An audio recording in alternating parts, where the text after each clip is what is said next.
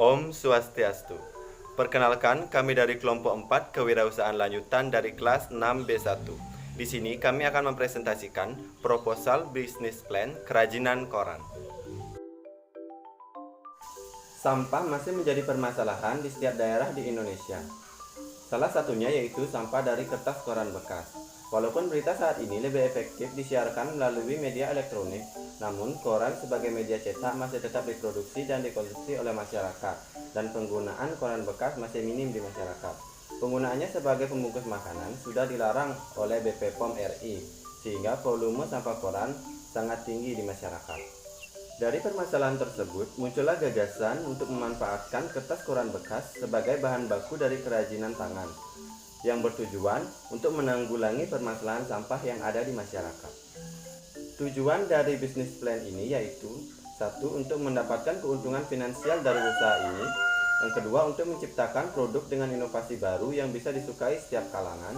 Yang ketiga, untuk menciptakan produk sederhana yang mempunyai nilai jual. Yang keempat, untuk sedikit tidaknya membantu mengurangi volume sampah koran di masyarakat. Dan yang kelima, untuk dapat menyediakan lapangan pekerjaan bagi masyarakat, terutama untuk mereka yang kurang mengenyam pendidikan. Visi dari usaha ini yaitu menjadikan usaha kerajinan koran bekas sebagai usaha yang menjanjikan, berkelanjutan, dan memiliki daya saing. Dengan misi yaitu: satu, mengutamakan kualitas produk dan kepuasan konsumen. Yang kedua, mengembangkan inovasi-inovasi baru baik dalam produksi maupun pemasaran. Yang ketiga, mengadakan pelatihan untuk meningkatkan keterampilan pengrajin. Yang keempat, menambah wawasan mengenai cara berwirausaha yang baik. Dan yang kelima, mengembangkan usaha dengan strategi pemasaran yang tepat. Baik, di sini saya akan menjelaskan profil usaha dan deskripsi produk dari Mangyo Bali. Nama perusahaannya sendiri adalah Mangyo Bali. Jenis usaha adalah kreatif perdagangan dan produk yang ditawarkan adalah kerajinan koran. Alamat dari usaha ini adalah di Dusun Cegeng, Kecamatan Sidaman Karangasem, tepatnya di Desa Kertabuana. Founder dan CEO dari pengusaha ini adalah Ikomang Yoga Narayana. Di mana modal awal yang digunakan untuk usaha ini adalah sejumlah 350.000, yang biaya awalnya digunakan untuk membuat beberapa contoh produk serta mencetak brosur dan biaya promosi. Untuk teknik penjualan, adapun beberapa cara pemasaran dari perusahaan Mangyo Bali ini. Yang pertama, lewat sosial media, ada Instagram dan Facebook. Kalian bisa mencari Instagramnya yaitu @mang_yobali dan Facebook mang_yobali. Kedua, ada word of mouth, atau di mana saat konsumen turut mempromosikan produk dari Mangyo ini ke konsumen lainnya.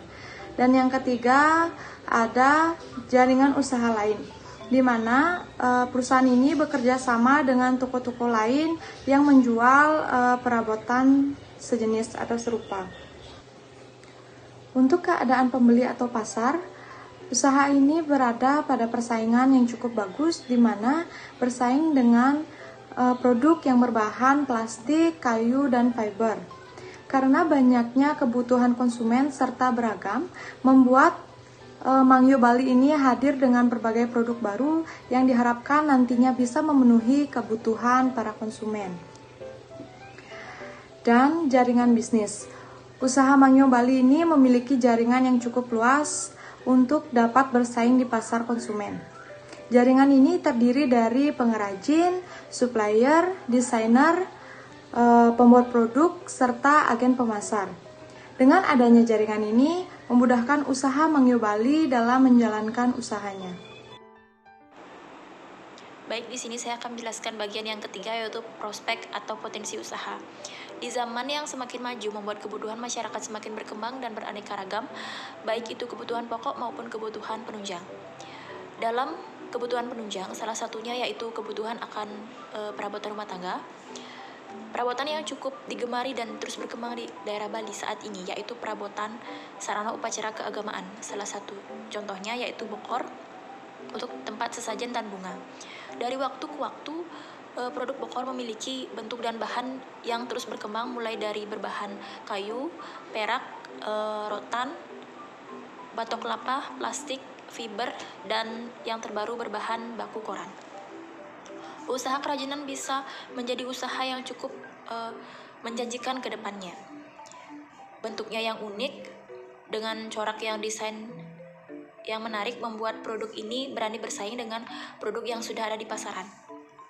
Ditambah lagi produk ini bukan bahan pecah belah, tidak berlimbah atau ramah lingkungan, dan tentunya memiliki kualitas yang baik. Dengan berkembangnya usaha ini diharapkan juga dapat mengurangi volume sampah kertas, terutama koran, dan menjaga kelestarian lingkungan dan alam. Saya akan memaparkan rencana singkat pengembangan usaha. Pengembangan usaha yang kami lakukan adalah membuat produk dengan beraneka bentuk yang baru. Selain itu, ukuran dan motif produk juga bisa disesuaikan dengan keinginan pemesan. Usaha kerajinan yang mengolah kertas koran ini tergolong cukup fleksibel karena dapat mereplikan beragam bentuk produk lainnya dengan ukuran dan kegunaan yang sama. Sehingga ke depannya kami akan terus berinovasi dan mengembangkan lagi produk-produk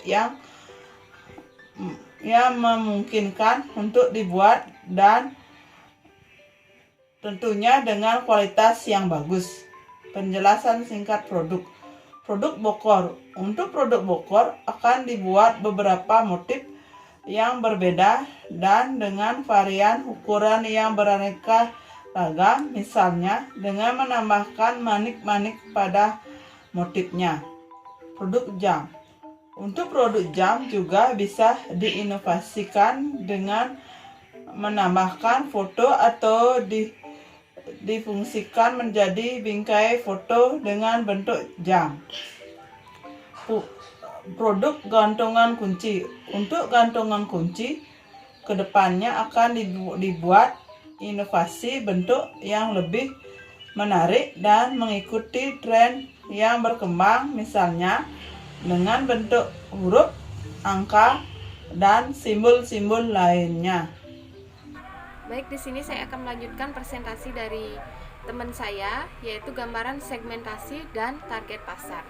Yang pertama, yaitu segmentasi pasar dibagi menjadi dua, yaitu pasar geografis dan pasar segmentasi demografis.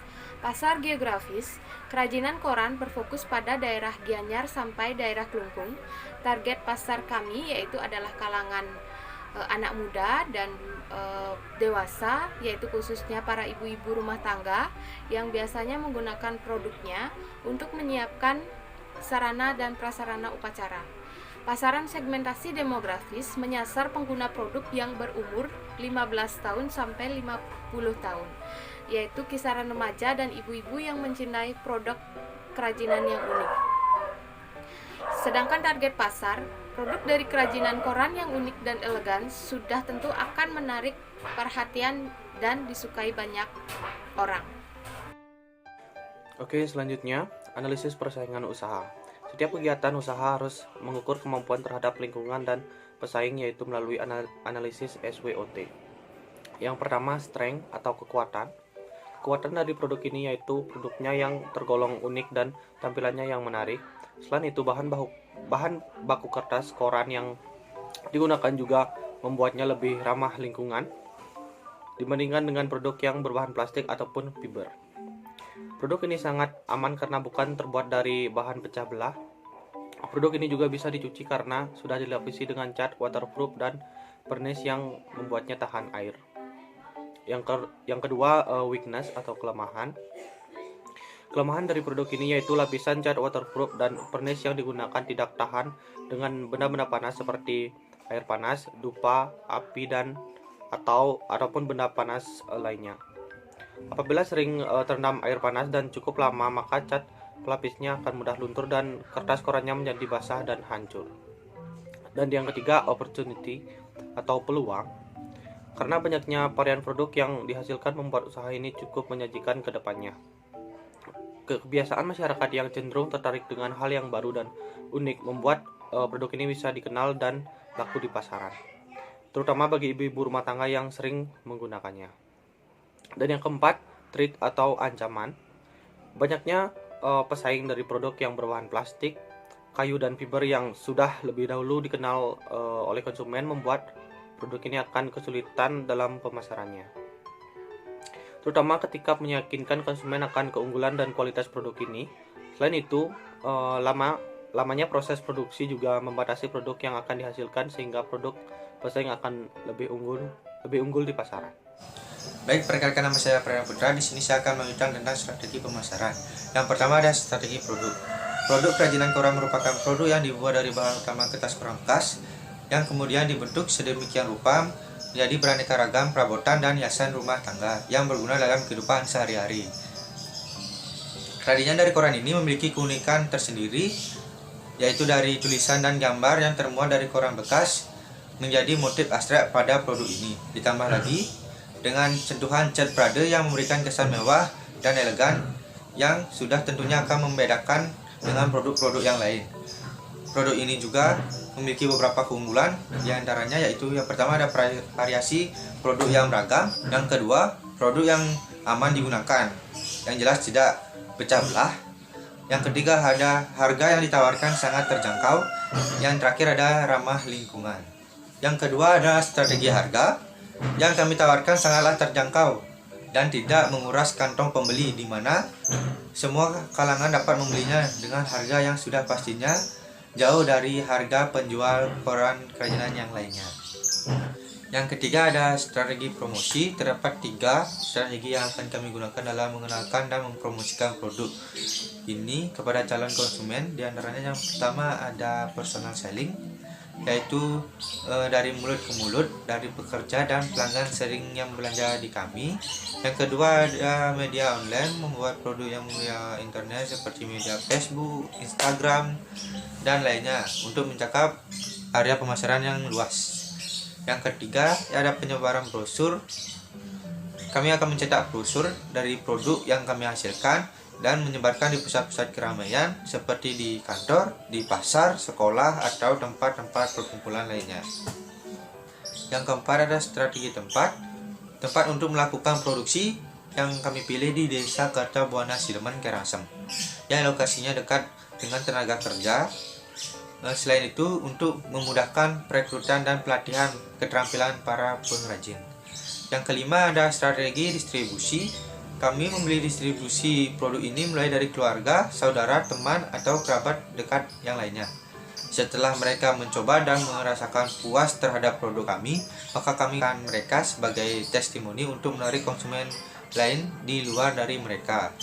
Saluran distribusi yang akan kami lakukan juga menggunakan video interaktif, brosur, dan beberapa foto produk kami.